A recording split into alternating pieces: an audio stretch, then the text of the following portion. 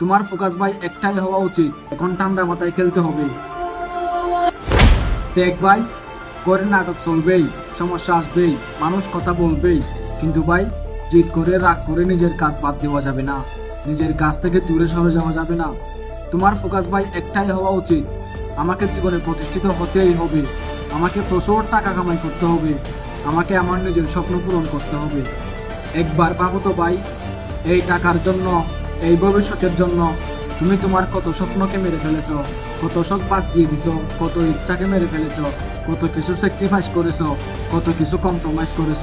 তাহলে ভাই এখন কেন রাগ করে বসে থাকবা? এখন আর জিদ আর রাগ করার সময় না ভাই, এখন ঠান্ডা মাথায় খেলতে হবে, ধৈর্য ধরে সামনে এগিয়ে যেতে হবে। কারণ ভাই জীবন কারোর জন্য থেমে থাকে না। আর যদি ভাই তুমি তোমার জীবনে প্রতিষ্ঠিত হতে না পারো, তাহলে একদিন তোমার আপন মানুষ, তোমার বাবা মাও তোমাকে বলবে, তুই আরো পরিশ্রম করতে পারতি, তুই আরো চেষ্টা করতে পারতি, তুই করলি না কেন?